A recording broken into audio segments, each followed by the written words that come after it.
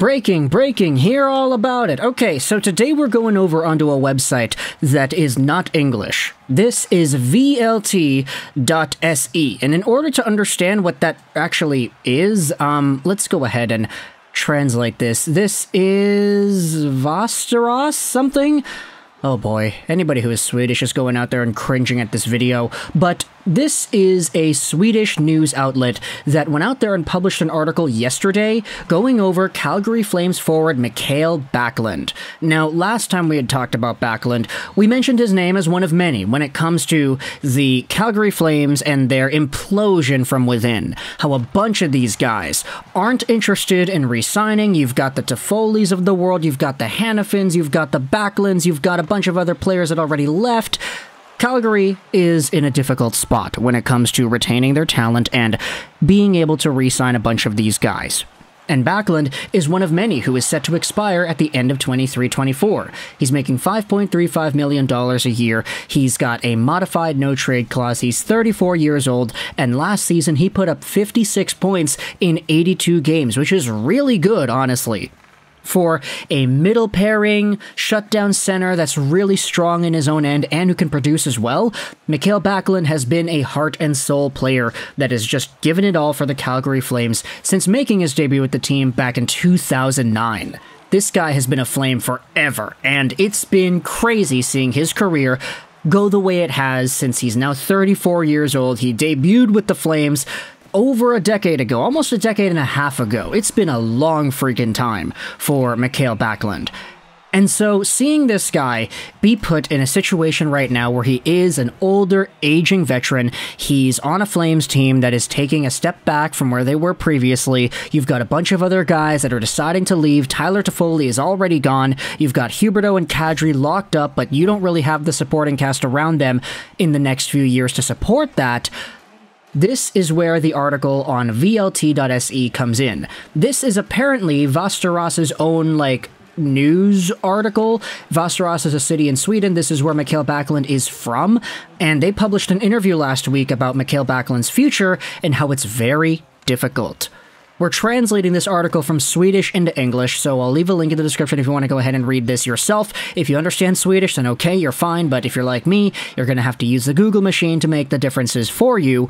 But the subheadline reads this: Mikael Backlund has only 1 year left on his contract with the Calgary Flames, and he has chosen not to sign a new one. Thus, the Vasteras forward's future with the club is highly uncertain.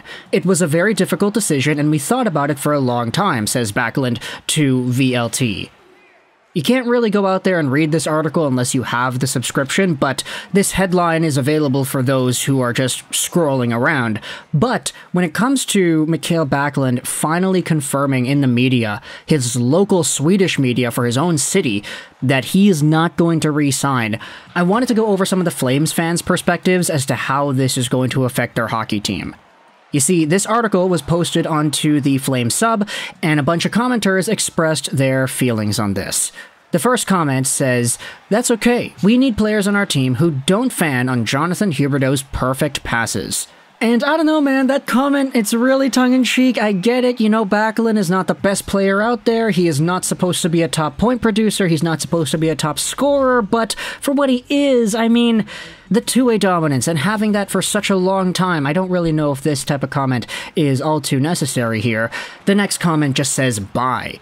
Then you have another comment saying this: "Good riddance to all the players who don't want to be here. It just creates a toxic environment for the guys who do." And I was kind of taken aback, Backlund, about how these comments were going out there and prevailing on this conversation. Oh boy. I don't know if these Flames fans are subconsciously butthurt or if there really is this sentiment that says, alright, yeah, Backlund, you could GTFO, get out of here, you don't want to be here, bye. Goodbye. Disregarding the entire body of work he has done and the commitment he has had to the Flames over the past decade since 2009, but there are a few comments that go out there and argue the contrary.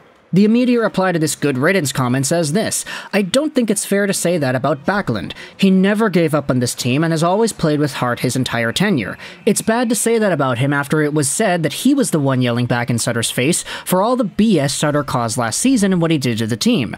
Backlund is getting older and deserves a legit shot at the Cup, which this team has never once given him his entire time here. I don't blame him at all for not wanting to re-sign and go through another rebuild or retool.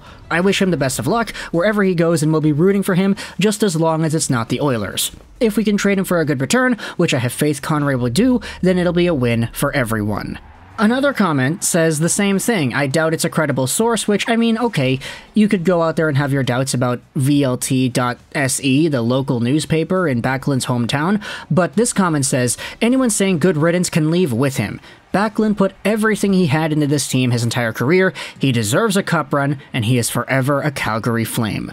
So there you go, some more sympathetic comments in this entire discussion. Another commenter says, I'm not going to lose sleep over not signing Backlund in the preseason. I generally think it's better for the team that we make a fair offer next offseason and let him test free agency than give him too much term now.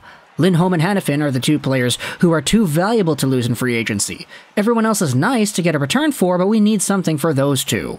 And then there are a few other comments saying, oh yeah, darn, that sucks, eh? And then some more comments saying, oh wow, that's not really that big of a deal. And I don't know, I feel like I wanted to make this video just because this article was published a week ago, so it has been some time. And for Backlund specifically, this was the guy that I was hearing a lot of Flames fans saying, yeah, this guy could be our next captain. Once Giordano left, once you had yourselves the transition into this new sort of regime for Calgary, Mikael Backlund was the name that a lot of people said could have had that C. Not just in the middle of the jersey, but the other C, the captaincy C. And so hearing now in a local news article that he is indeed planning, he's already made that decision to leave, it's gonna be intriguing seeing how the Flames navigate the next year.